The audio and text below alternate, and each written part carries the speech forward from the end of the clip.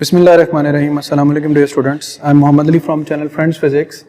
Students, chapter number 15 electromagnetic induction का अगला topic हम पढ़ेंगे Faraday's law of electromagnetic induction. ये इलेक्ट्रोमैग्नेटिक इंडक्शन में समझ लें बैकबोन है इलेक्ट्रोमैग्नेटिक इंडक्शन की। ये लॉ क्या है और इसके आगे इलस्ट्रेशंस क्या है। तो सबसे पहले इसकी डेफिनेशन पे आ जाएं कि it states that the average EMF induced in a conductor of n loops is equal to the negative of the rate at which magnetic flux, अब फिर दोबारा magnetic flux का change involve हो गया है। Magnetic flux changes with respect to time.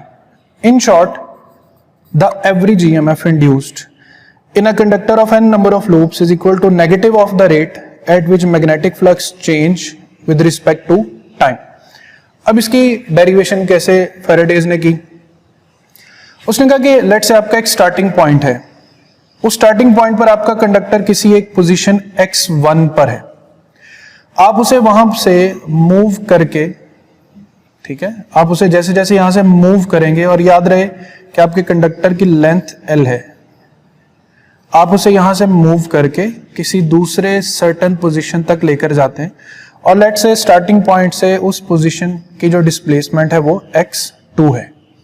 अब आपने उसे x1 से x2 तक जो डिस्प्लेस किया है, तो एक्चुअल में आपने यहां पर एक एरिया चेंज किया है। मैं ये रीजन सारा शेड कर रहा हूं कि देखें, फर्ज करें कंडक्टर यहां पर होता तो इतना एरिया जो था वो कवर अप हुआ था।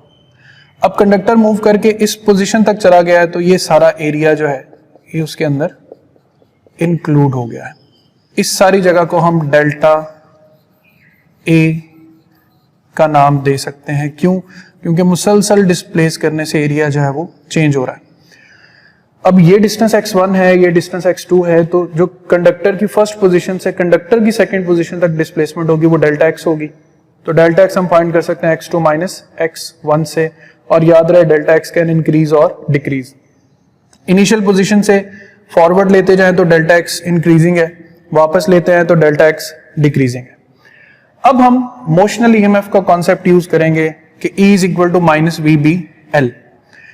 इसमें minus BL, as we all know that S is equal to VT and V is equal to S over T। अब यहां पे डिस्प्लेसमेंट हमारे पास क्या है? Delta x in time delta t। तो वेलोसिटी की जगह पे हम प्लेस कर देंगे delta x by delta t। अच्छा, अब इसी को थोड़ा सा सिंप्लीफाई करके लिख देते हैं। E is equal to minus B L del x over del t। लंबाई है, चौड़ाई बदलती हुई चौड़ाई से मल्टीप्लाई हो रही है, तो हम लिख सकते हैं E is equal to minus B del A over del T। तो students E is equal to minus, अब आगे क्या सिचुएशन आएगी देखें। हमने पढ़ा है कि B डॉट डेल A हो तो भी ये डेल फाई है, यानी चेंज इन फ्लक्स है, या फिर डेल B डॉट A हो तब भी ये डेल फाई है, यानी चेंज इन मैग्नेटिक फ्लक्स है। अब चूंकि equation B dot delta A है, यानी चेंजिंग एरिया से मल्टीप्लाई हो रहा है, तो यहां पर डेल फाई लिखा जाएगा and with respect to time आ जाएगा। अब अगर इस कंडक्टर की n नंबर ऑफ लूप्स हैं, तो average EMF induced will be equal to negative of the rate at which magnetic flux changes with respect to time. तो ये सिंपल सी डेरिवेशन है students Faraday's law of electromagnetic induction की। अब मैंने कहा कि ये बैकबोन क्यों है।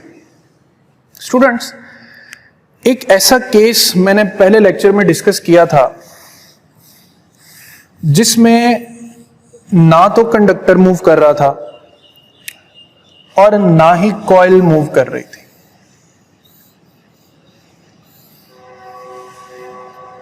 एक इलेक्ट्रोमैग्नेट था, ये जहां से करंट एंटर हो रहा था और एक साइड से करंट लीव हो रहा था। एंटरिंग करंट पे आपने साउथ क्रिएट करना है, लीविंग करंट पे आपने नॉर्थ क्रिएट कर देना। स्टूडेंट यहां पर पड़ी थी एक कॉइल, साथ अटैच था गैल्वानोमीटर, ये मैग्नेटिक फील्ड लाइंस प्रोड्यूस हो रही थी। याद रहे कॉइल भी रेस्ट पर है, मैग्नेट भी रेस्ट पर है। हम चेंज कर रहे थे किस चीज को? करंट को। करंट के चेंज होने से फील्ड की स्ट्रेंथ बदल रही थी, फील्ड कम ज्यादा हो रही थी और गैल्वानोमीटर डिफ्लेक्शन शो कर रहा था। ना कॉइल मूव कर रही थी ना मैग्नेट मूव कर रहा था, तो वेलोसिटी किसकी पुट करेंगे भाई? जब v ही नहीं होगा तो ईएमएफ की ये इक्वेशन इस जगह पे एप्लीकेबल ही नहीं है। ये सिर्फ और सिर्फ मोशनल ईएमएफ से डेराइव्ड है। लेकिन फैराडेज ने क्या बैकबोन दिया कि इस मोशनल ईएमएफ से उसने ऐसा जनरल फॉर्मूला दे दिया जो हर पिक्चर ऑफ इलेक्ट्रोमैग्नेटिक इंडक्शन को वेरीफाई करता है। जैसे अब मुझे क्लियर है कि इस कॉइल में ईएमएफ क्यों इंड्यूस हो रहा है, क्योंकि इसके अंदर मैग्नेटिक फ्लक्स चेंज हो रहा है विद रिस्पेक्ट टू टाइम। अब सबसे बड़ा सवाल जो हम अगले लेक्चर में जिस सवाल के आगे जो है डेरिवेशन करेंगे, ये नेगेटिव साइन क्यों आता है? ये नेगेटिव साइन किस ऑपोजिशन को शो करता है? लेंजेस लॉ क्या है और लेंजेस लॉ इस नेगेटिव साइन को कैसे वेरीफाई करता है? तो याद रखें इस टॉपिक में सिर्फ इतनी बात आगे लेकर चलनी है कि जब कभी मैग्नेटिक फ्लक्स चेंज होगा विद रिस्पेक्ट टू टाइम तो ईएमएफ उसको अपोज करने के नतीजे में प्रोड्यूस हो जाएगा। फ्लक्स चेंज होने की कोशिश करेगा, ईएमएफ उसे चेंज नहीं होने देगा। इस चेंज ना होने देने की कश्मकश में ईएमएफ इंड्यूस होगा। लेंजेस लॉ पे इस पे डिटेल से बात करेंगे। एक चीज जो फैराडेज लॉ पे बुक पे एक डायग्राम बनी, कि डायग्राम ये बनी है कि एक रिंग मैग्नेटिक फील्ड में एंटर होता है, फिर वो मिड ऑफ द फील्ड में और फिर वो लीव करता है। अब जब वो मैग्नेटिक फील्ड में एंटर हो रहा है तब करंट की डायरेक्शन कुछ यूं बनी हुई है, और जब वो मैग्नेटिक फील्ड को लीव करता है तब करंट की डायरेक्शन इस तरीके से बनी हुई है। अब कुछ बातें जो है उन्हें अंडरस्टैंड करना है। फर्ज करें इस रिंग के अंदर चार्जेस हैं और ये इसका एक पॉजिटिव चार्ज है। अब रिंग किस तरफ मूव कर रहा है? डाउनवर्ड डायरेक्शन में। देखिए करंट फ्लो ऑफ चार्ज है ना। अब आपने मेरे साथ एक काम करना है। What you have to do कि रिंग डाउनवर्ड मूव कर रहा है और फील्ड इनटू द पेज है, तो आप इनटू द पेज फील्ड कर दें। इस तरह हाथ प्लेस किया। अब थंब डाउनवर्ड करना है क्योंकि चार्ज की डायरेक्शन भी डाउनवर्ड है। तो देखिए जिस तरफ पाम हथेली बन रही है इस तरफ बन रही। अब जिस तरफ मैं पाम को मूव कर रहा हूं उसी डायरेक्शन में ये करंट एग्जिस्ट कर रहा है। डन। इस चीज को अगर ये समझ आने में थोड़ा सा मुश्किल लगे तो इस एग्जांपल को दोबारा रिवाइंड करके देख लेना आप लोगों ने। यानी ये जो चार्ज है ये रिंग में इस डायरेक्शन में मूव कर रहा है। लेकिन एक चीज याद रखें, रिंग मैग्नेटिक फील्ड में भी एंटर हो रहा है, यानी जो चेंज ऑफ फ्लक्स है वो पॉजिटिव है, फ्लक्स इंक्रीज कर रहा है क्योंकि आप लोअर मैग्नेटिक फील्ड से ग्रेटर मैग्नेटिक फील्ड में आ रहे हैं, इसलिए ईएमएफ और करंट इंड्यूस हो रहा है। नंबर 2, स्टूडेंट्स आपने गौर से देखना है कि जब ये ring right in the middle of magnetic field है उसने कोई करंट की डायरेक्शन नहीं बनाई हुई। वाई? क्योंकि ये अब मुसलसल एक जैसी मैग्नेटिक फील्ड में है, ना इंक्रीजिंग फील्ड है ना डिक्रीजिंग फील्ड है। उसका एरिया भी कांस्टेंट है, एरिया भी चेंज नहीं हो रहा। या तो हो ना कि रिंग छोटा बड़ा हो रहा हो तो हम कहें जी डेल्टा ए आ रहा है, इसीलिए यहां पर उसने कोई एरो नहीं लगाया क्योंकि मैग्नेटिक फील्ड की कंसंट्रेशन भी कांस्टेंट है और एरिया की भी। एंड पे आ जाए। अब मैग्नेटिक जो रिंग है वो आधा मैग्नेटिक फील्ड से बाहर है, आधा मैग्नेटिक फील्ड के अंदर है।